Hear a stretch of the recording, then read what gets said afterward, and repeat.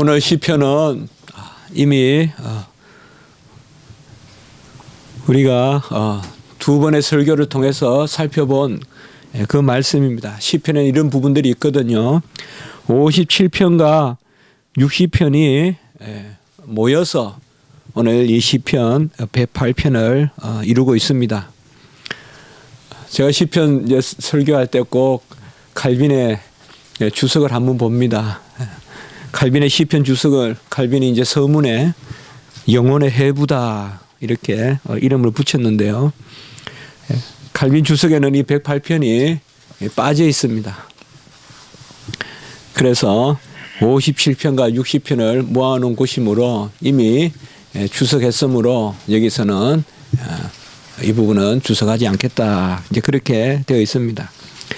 오늘 1절에서 5절의 말씀은 시편 57편 7절에서 11절에 해당하는 부분이고요. 6절에서 13절은 시편 60편 5에서 12절에 그런 해당하는 부분입니다. 그래서 이미 말씀을 전했고요.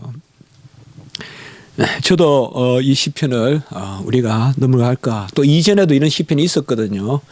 그런데 하나님이 이렇게 또 함께 모아서 우리에게 주신 150편 중에 한 편으로 주신 이유가 있을 것이다. 또 그렇게 생각하고요. 오늘 특별히 전반부 그러니까 57편에서 따온 1절에서 5절은 좀 더 인격적인 어떤 본질적인 하나님과의 관계 그런 것을 말씀하고 있고요. 6절부터 13절은 이제 좀 사건적이고 사안적이고 그러한 말씀을 나누고 있습니다.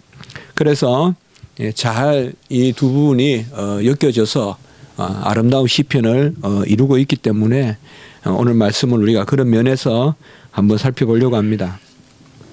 표제로 붙은 다윗의 찬송시.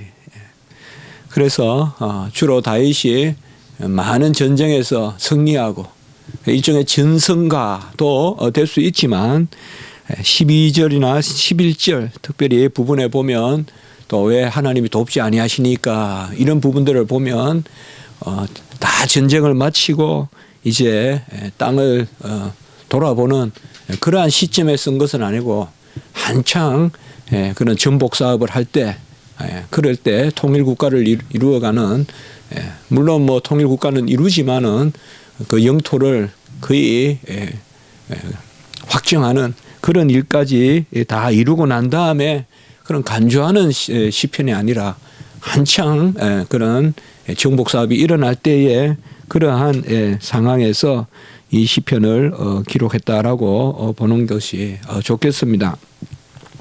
찬송이라는 것은 우리가 어떤 사건적으로 드리는 것이 아니죠. 우리가 일이라는 것은 사실 그 일을 이루고 또 성을 쌓고 또 우리가 무슨 일을 행하고 다리를 놓고 그건 일이죠. 그게 남아있지만 찬송은 그런 일이라기보다 인격적인 것입니다. 인격적이라는 말은 전체적이라는 것이죠. 우리 전부가 드려지는 것이 바로 찬송이라는 것이죠. 그러니까 내가 온전치 못한데 찬송이 온전하다. 그런 것은 좀 있기가 힘들죠. 특별히 하나님 앞에 드려지는 찬송은 어떤 음량이라든지 음색이라든지 어떤 곡조라든지 어떤 그런 것을 잘 맞춰서 드린다기보다는 우리 속을 드려야 되는 게 찬송이지 않겠습니까? 비록 목소리가 거칠더라도 음이 틀리더라도 우리 속에 내 속에 그사 다 여호와를 찬양하라. 우리 지난주 지지난주 계속 말씀을 봤지만은요. 특별히 우리가 보면 찬송은 영원히 찬송하리라. 또 영원히 송축하리라.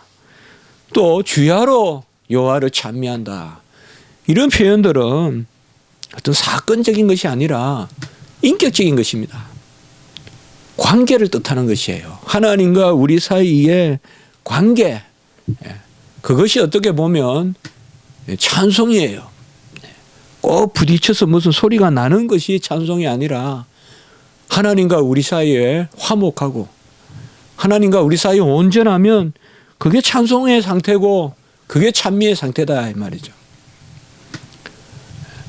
회개하고 또 하나님 앞에 우리의 마음을 온전케 하고 우리가 일만 생각하면 이 찬송을 드릴 수 없어요. 일만 생각하면 가룟 유다같이 왜 그 300데나리온이나 되는 것을 깨서 허비하느냐. 그 왜 주님께 굳이 부을 필요가 있냐.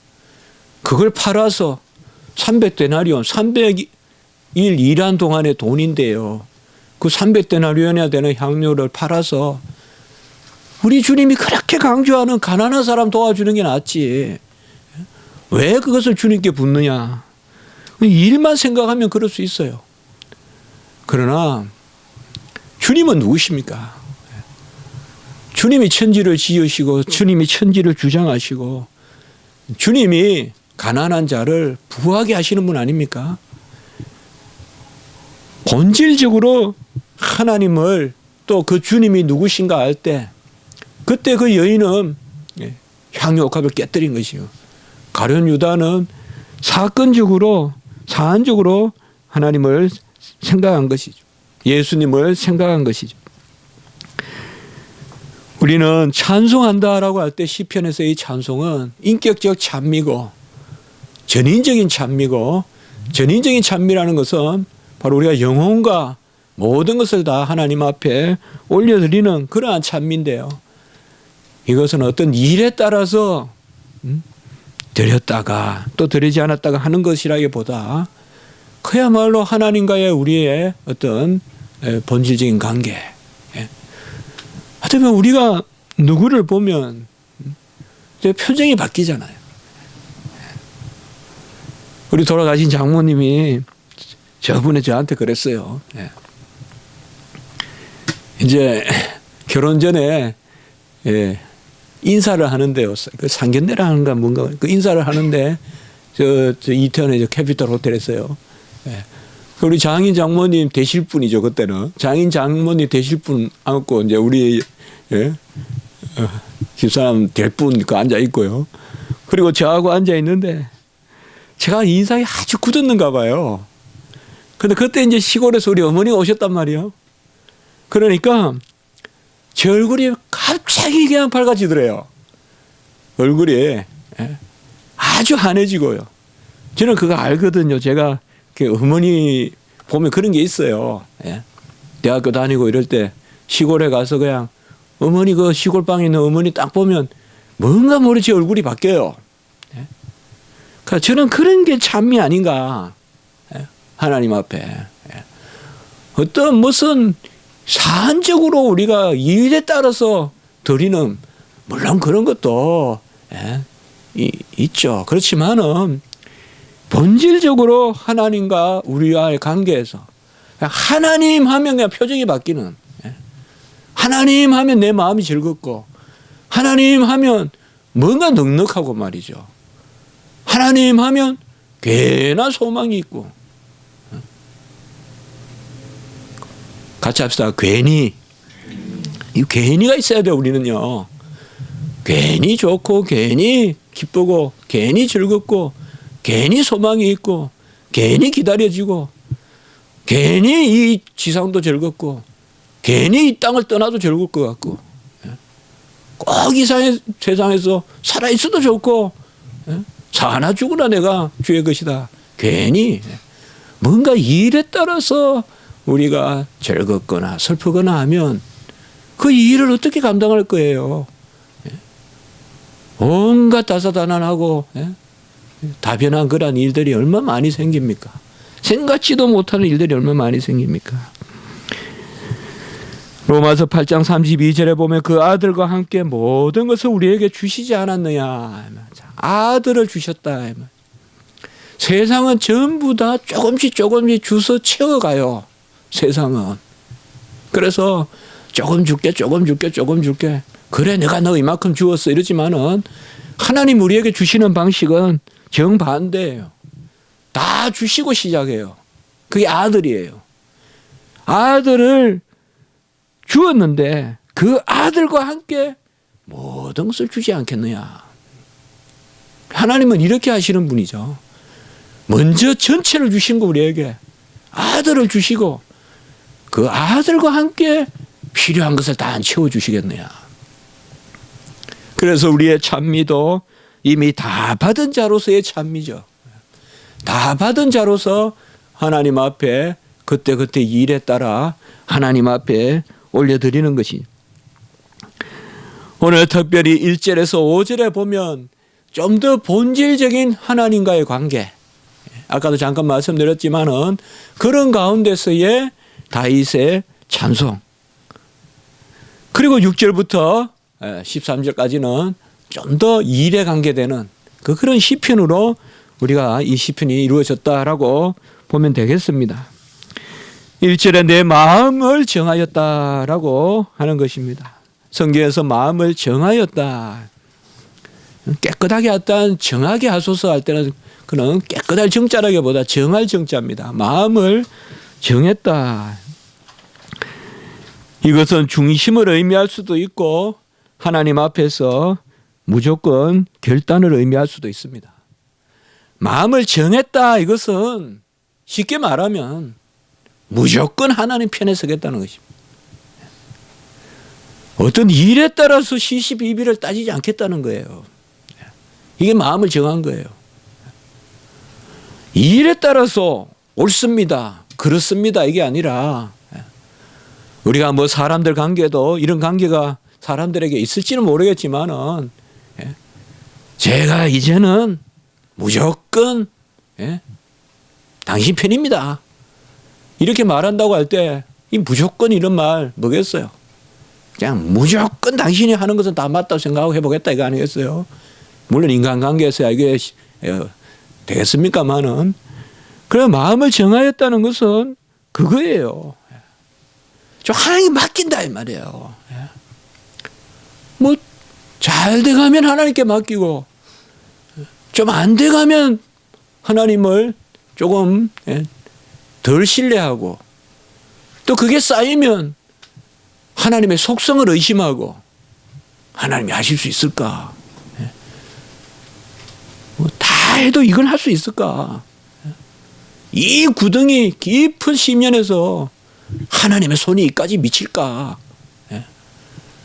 하나님이 여기까지 손을 뻗칠 수 있을까? 이 죽음의 골짜기에서. 그게 아니라 내 마음을 정해왔다는 것은 이 어린아이의 모습이거든요. 우리가 신앙생활을 할 때는 간혹은 이런 부분들 있잖아요. 이런 부분들 그냥 맡기는 거예요. 맡기는 거예요. 당신이 친히 뛰시라는 거죠. 당신이 나보다 빠르다는 걸 인정한다는 거죠. 아무리 급해도 나는 당신만큼 뛸 수 없어요. 당신이 뛰라는 거죠. 나는 당신을 바라보고 있겠다는 거죠. 그것이 바로 나는 마음을 정하였다. 세상에서 장사하며 이익을 남기듯이 이게 나쁜 것은 아니에요. 뭐 불은천리 한 양이 남아도 개성장사는 뛰어간다 그래요. 그게 개성상인이죠. 그러니까 그 상들이 나오죠. 세상에서는 맞아요. 그러나 하나님 편에서는 이익이 된다고 뛰어가고 이익이 안 된다고 머물고 그래서는 안 된다 이 말이에요. 그 이익은 내가 바라보는 이익이다 이 말이에요. 하나님은 이익이 되고 이익이 안 되고 그런 차원이 아니라 하나님 앞에서 하나님이니까 우리가 모든 것을 의지하고 맡긴다. 그것이 마음을 정하는 것입니다. 엘리야와 같이 바알의 편에 서겠다는 거예요. 우리가 살면서 베드로의 이 갈등의 시간이 많을 거예요. 정말 많습니다. 저같이 그냥 일주일 내내 신학교에서 가르치고 또 교회에 와서 설교하고 이런 사람은 가장 신앙생활하기 편한 거예요. 저 같은 사람은. 정말 편해요. 유혹이 없어요. 별로. 갈등이 없고. 누가 저보고 술자리에 나오라 합니까? 누가 저보고 넓게 불러내서 어디에 사람을 대접하라 합니까? 저 같은 사람은 정말 편해요. 그러나 세상에서 정말 우리 성도님들 힘든 거예요. 얼마나 부딪히고 회식의 자리가 있고 맞아요. 우리 목회자만큼 신앙생활을 하기 쉬운 사람들 없어요. 베드로의 갈등이 컸죠. 정말 주님을 부인할까 부인하지 않을까. 정말 갈등이 컸을 거예요. 몇 번 그냥 마음은 뛰어나가는데 몸은 막고 있죠. 마음은 뛰어나가는데 저 주님 하면서 뭐 내가 섬기던 주님이다 하면 확 뛰어가서 그냥 하고 싶지만 육체가 이게 아니죠. 내가 뛰어나가면 어떻게 될까? 잡히면 죽지 않을까? 내가 그런 거 있죠. 마음을 정한다는 것이 바로 이겁니다. 내가 마음을 다하여 찬양하리로다. 1절 후반부에 보면 무슨 마음을 정하였느냐? 찬양하리로다. 마음을 다하여 찬양하리로다. 우리는 무슨 일에 대해서 정했다. 하나님께 헌신했다. 올 한해 뭘 했다. 저는 그것보다는 올 한해 하나님을 찬양했다. 올 한해 하나님께 예배드렸다. 그게 가장 중요합니다. 어떤 구제, 사회사업 해야 됩니다. 그러나 자칫 그게 중심이 되면 결혼 유다같이 될 수도 있습니다. 해야 돼요, 우리가 분명히. 그러나 예배가 뒷전에 밀려 있으면 안 돼요. 예배는 보이지도 않고 예배를 드린다고 당장 가난한 사람이 먹고 살게 되는 것 같지도 않고 그건 아닙니다. 나의 마음을 정하여 찬양하리로다. 내가 새벽을 깨우리로다. 이런 것들이 전부 전인적인 내 마음을 다하여 내 전심으로 내 전체로 새벽을 깨우리로다. 내가 내 시간을 다 들여서 새벽을 깨운다는 말은 밤새 침상에서 여호와를 찬양하고 새벽을 맞이하겠다라고 봐도 되고 아침 일찍 새벽부터 여호와를 찬양하겠다라고 그렇게 봐도 될 것입니다. 이렇게 읽거나 저렇게 읽거나 어쨌든 전체 시간을 들여서 여호와를 찬양하고 그리고 3절에 보면 만민 중에 주께 감사하고 문나라 중에 주를 찬양하고 이 말씀은 우리가 다윗의 일과 좀 더 연관을 시켜보면 될 것 같아요. 우리는 우리 가정이 찬양한다 이런 말이 가능하겠죠. 또 우리 학교가 찬양한다 이런 말이 가능하겠죠. 그런데 다윗은 뭐예요? 왕이에요. 우리 나라가 찬양한다. 문나라가 찬양한다. 이게 하나님이 다윗을 세운 그러한 천천만만 만만으로 세운 그러한 어떻게 보면 다윗의 지경이죠. 만민 중에 감사하고 문나라 중에 주를 찬양한다. 다윗의 정복 사업은 찬양 사업이요. 다윗이 나라를 다스리는 그 자체가 여호와 하나님께 감사한 것입니다. 바로 생업을 여호와 앞에서 드리는 것이죠. 바로 내가 하는 일, 내가 감당하는 이 생업이 여호와께 찬송거리가 되는. 굳이 우리가 한 나라를 그렇게 말할 필요는 없지만 이 3절에서 우리가 그것을 읽어볼 수 있어요. 한 나라를 정복해도 어떤 복음의 전파, 그건 나쁜 게 아니죠. 아마 전쟁을 해도 여호와의 이름으로 바로 그런 것을 우리가 이 3절에서는 느껴볼 수가 있습니다. 우리가 살아갈 때 인생의 행로 하나하나가 저는 두 가지를 꼭 그렇게 생각해 봅니다. 이게 무슨 성경적이다 그렇게 말할 필요까지는 없을 것 같고요. 제가 주례하면 꼭 하는 이야기인데, 예. 최삼위 목사님은 들었겠네요. 예. 바로 진실하고 부지런해라. 예. 그건 꼭 좀, 예, 제가 항상 이야기하고 저도 그렇게 살아보려고 노력하고 있습니다. 다른 것은 우리가 뭘 추구할 수 있겠습니까? 속이지 말고, 그 다음에 부지런하자. 하나님 앞에 덕목이 뭐 은혜로 산다고 그냥 편안하게 살고, 은혜로 산다고 늦게 가서 좋은 거 구해서 오고, 그게 아니다 이 말이죠.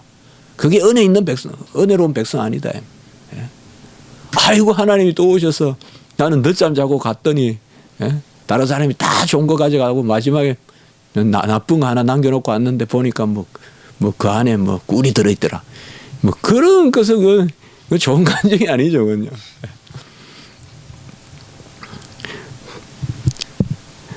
우리가 생활 가운데서 너무 막 강박관념 가지고 뭐 잘하겠다. 전 그거 아니라고 생각해요. 우리 청교도 정신이 우리 신앙에 깊이 배어 있거든요. 우리 박영현 박사님 말씀하셨지만은 신학은 개혁 신학이고 삶은 청교도다. 그게 우리 신앙이다. 그렇게 정의하셨거든요. 청교도가 뭐예요? 자기가 하는 일을 감사하고 그 일에 최선을 다하고 그거거든요. 직업 소명설. 자기가 하는 일. 직업에 기천이 없다 이 말이죠. 직업에 기천이 없어요. 막 손톱 밑에 때가 낀 그런 일을 한다고 나쁘다 그러면 안 돼요. 물론 열심히 공부해서 고상한 일을 한다고 그것도 폄하해서도 안 돼요. 다 귀한 거예요. 다 귀한 것이에요. 특별히 우리 성도님들은 그 생업터를 통하여서 제가 살면서 이렇게 보면요. 아주 작은 곳에서 잘 이렇게 열심히 사는 사람들이 큰 빛을 발하더라고요. 조금 요새 느껴지는 것 같아요. 그래서 아주 작은 일을 기뻐하면서 충실히 하는 사람이 좋은 뜻에서 무섭게 느껴져요. 그런 사람이 무섭게 느껴져요. 작은 곳에서 일을 해도 충실하게 하고 어김없이 하고 최선을 다해서 하고 그거 외에 우리가 무슨 가치가 있겠어요? 무엇을 우리가 절대 가치로 삼겠어요?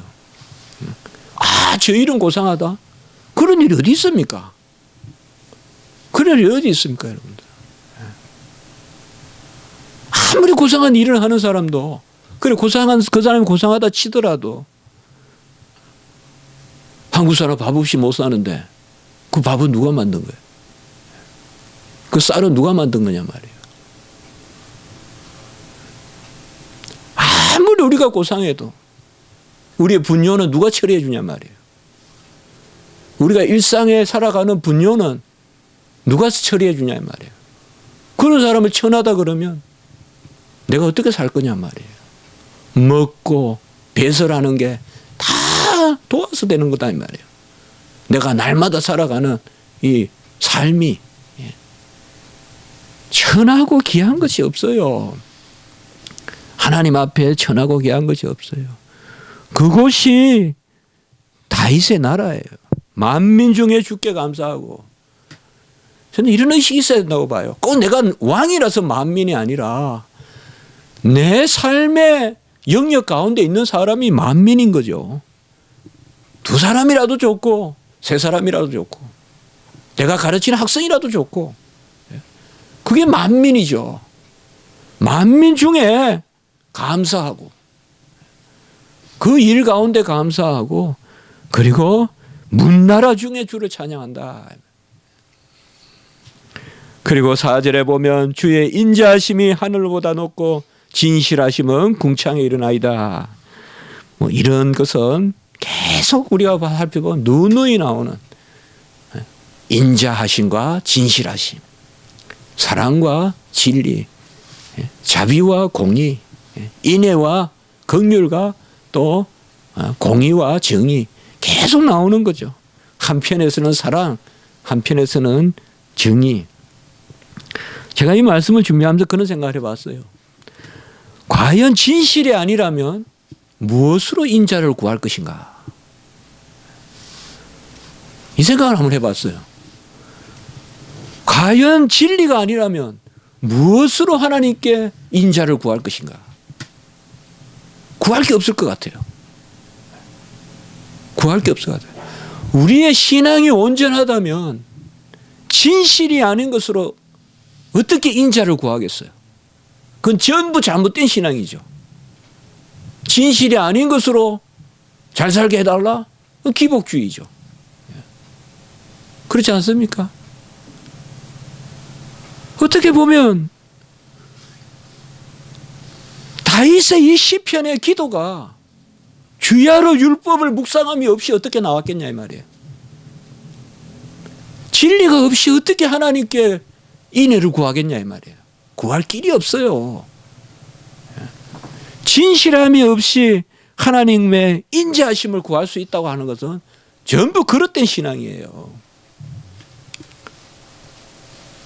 그래서 주야로 율법을 묵상하고, 그 다윗의 이 시편에 큰 두 주제가 있다면 기도와 말씀에 대한 묵상 아니겠어요?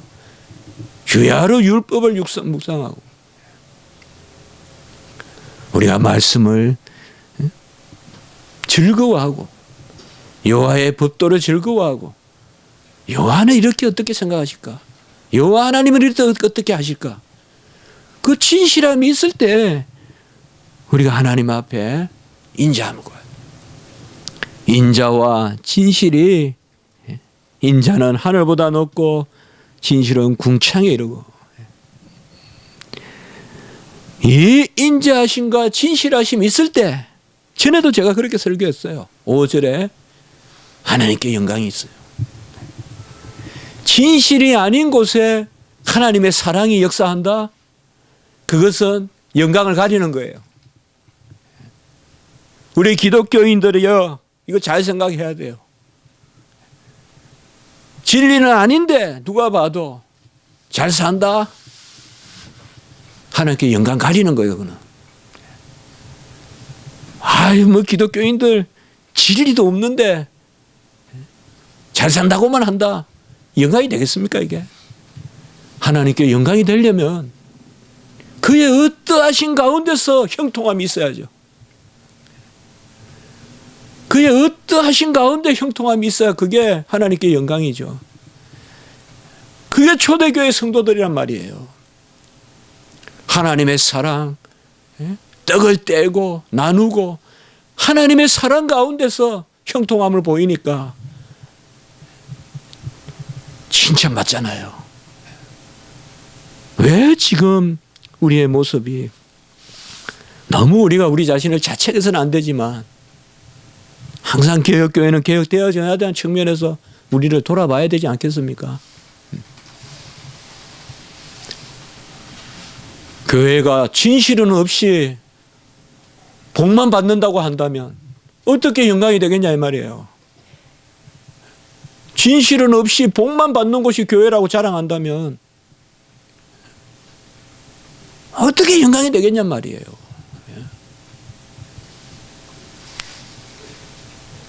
너무 섣불리 이 말 저 말을 쉽게 하고, 국가적인 일도 너무 쉽게 이야기하고, 아니면 그만이고, 이거는 아니잖아요. 진실을 이야기해야죠.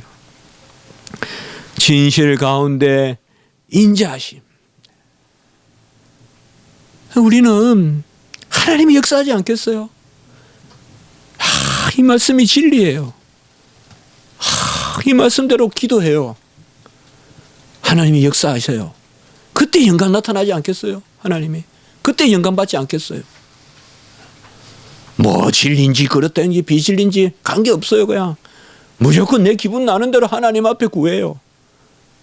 그런데 하나님이 그걸 도와해 주셨어요. 그 어디 가서 자랑할 거예요? 달리 말하면 하나님이 하실까요? 그런 일을? 진실 가운데 인자하심을. 오늘 6절에서 13절은 이런 가운데서 이제 구체적인 일들을 이야기하고 있습니다. 아까 말씀같이 바로 그 뒤 시편 60편에 해당하는 부분인데요. 특별히 7절에 보면 이게 이제 다윗의 지금 전쟁 상황이거든요. 성소에서 말씀하시되, 이게 아주 중요한 이야기 같아요. 사실 다윗이나 엘리야나 우리가 말씀들을 보면 모세도 그렇고 항상 여호와의 말씀에 가까이 있었던 사람들이거든요. 다윗도 보면 여호와께 여쭈어 가로되 이런 말씀들이 자주 나오고요. 엘리야는 하나님의 말씀이 임하다가 계속 나오고요. 하나님의 말씀에 가까이 있거든요. 다윗의 전쟁과는 뭐냐 지금 7절에 보면 성소에서 말씀이 나와서 전쟁한다 이 말이에요. 한마디로 성전, 성소, 여호와가 계신 그곳으로부터 전쟁이 시작된다 이 말이죠. 하나님이 그 성소에서 말씀하셔서 세겜을 나누고 숫꽃 골짜기를 측량하고 이것은 전부 다 하나님이 이미 전쟁하신다는 거예요. 팔찌 길앗도 내 것이요 므낫세도 내 것이요 에브라함은 내 투구요 유다는 나의 귀요. 다 이게 성소에서 벌써 하나님의 뜻 가운데서 그 말씀 가운데서 이루어진 것이다. 모압은 모교통이요. 바로 모압을 어린아이의 놀이터로 삼겠다 이 말이야 한마디로. 여기 모교통은 그런 뜻이. 모압은 모교통이요. 에돔은 신발을 벗을 던질 것이고 블레셋 위에 내가 외치고 다 그렇게 말씀하고 있습니다.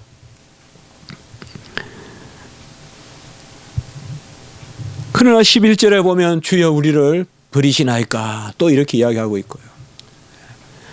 성전도 폐전도 성소의 말씀에 의지하고 있다 이거죠. 이길 때는 하나님의 말씀이고 질 때는 그것도 아니고요. 이기거나 지거나 하나님의 말씀에 의지하고 있다. 12절에 보면 같이 한번 할까요? 사람의 구원은 헛됨이니이다. 요새 우리가 말하는 구원은 상당히 좀 추상적인 개념으로 많이 쓰잖아요. 우리가 구원받았다.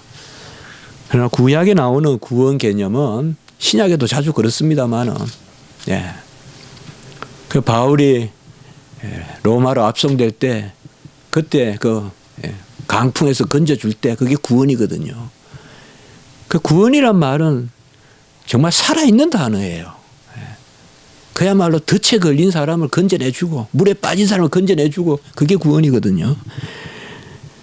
여기에 사람의 구원을 할 때 우리는 1차적으로 전쟁 가운데 죽음에 처해 있는 사람을 건져주는, 구약은 자주 그렇게 구원이라는 단어를 읽어야 돼요. 물론 이것을 우리가 이제 좀 더 의미를 붙여서 생각하면 우리 인생의 구원, 나아가서 영생, 이제 그렇게 말할 수도 있겠죠. 사람의 구원은 헛됨이니다 이렇게 이야기하고 있어요. 이건 사람을 멸시하라는 것이 아니라 사람을 우리가 이렇게 바라볼 때 진짜 사랑할 수 있어요. 사람의 구원이 헛되다고 할 때 뭐 사람은 뭐 그 정도지, 그거는 정말 잘못된 생각이에요. 사람을 사랑하는 것이 하나님의 뜻이에요. 하나님은 사람을 사랑하셔서 독생자를 보내주셨어요. 하나님이 사랑했으면, 우리가 하나님을 사랑한다면 하나님이 사랑한 것을 사랑해야죠. 우리도 사람을 사랑해야죠. 그러나 사람의 구원은 헛됨입니다. 사람의 구원이 주는 즐거움이 1이라면 사람이 우리를 실망시키는 것은 100이 넘을 겁니다, 아마. 그러면 사람을 미워하겠죠. 그러니 사람의 구원을 의지하지 말란 말이에요. 사람의 구원을 의지 아니하면 좋은 것도 1이고 싫은 것도 1이에요. 그게 삶의 지혜입니다. 너무 사람을 의지하면 일을 셋을 둘을 셋을 좋다고 너무 의지하면 실망은 100으로 와요. 그러나 하나님을 의지하고 사람을 사랑하면 좋아도 둘이고 싫어도 둘이고 너무 미워도 말고 너무 하나님을 옆으로 잠시 밀어내놓고 사람을 사랑하지도 마세요. 그게 사람을 사랑하는 진정한 길이에요. 인간 다 간사해요. 아무도 절대적인 사랑을 베풀지 못해요. 그나마 하나님 앞에서 사랑을 배워야지 사람을 사랑할 줄 아는 거예요. 아닌 것 같아도 결론 내본 그래요 다. 사람의 구원은 헛되민이다 라고 이렇게 말하고 있습니다. 오늘 말씀을 우리가 정리하면서 우리가 하나님을 찬미했으면 좋겠어요. 하나님이라면 그냥 기쁨이 돌았으면 좋겠어요. 주여 이라면 이미 내 안에 빛이 임했으면 좋겠어요. 뜨거웠으면 좋겠어요. 그게 찬양이에요. 그게 찬양이에요. 맹성맹성한데 손을 풀고 목성을 풀어가지고 잘된 찬송을 드리면 그게 잘 드려지는, 물론 준비된 그러한 순서의 찬양은 그렇게 드려야 되겠지만은 우리 인생이 찬양이고 삶이 찬양이라고 말할 때는 우리가 하나님이라는 이름만 화색이 돌고 하나님 이름만 들어도 즐겁고 소망이 있고 내가 뭘 하는 것이 아니라 그것이 바로 오늘 다윗이 우리에게 주는 그런 시편이 아닐까. 새벽을 깨우리로다 이 말은 24시간이 들어있는 말 같아요. 24시간 하나님 앞에 찬미하는 마음을 가지는 것이. 기도드리겠습니다. 하나님 아버지 감사합니다. 우리를 찬양의 도구로 삼아주시고 여호와께 마음을 정하여 나아가게 하시니 감사합니다. 오늘 다윗의 시편과 같이 전쟁에 이기든 지든 사람의 구원에 의지하지 말게 하시고 사람을 사랑하되 하나님 안에 사랑하는 저희들이 될 수 있도록 인도하여 주시옵소서. 우리를 불쌍히 여겨주시고 여호와의 이름을 부름으로 즐겁게 하시고 여호와의 성호를 찬양함으로 기쁨과 희락이 넘치는 저희들이 되게 해 주시옵소서. 주여 빛으로 우리를 이기게 하시고 어둠에 속한 것들을 속히 버리게 하시옵소서. 구주 예수 그리스도 이름으로 감사하며 기도드리옵나이다. 아멘.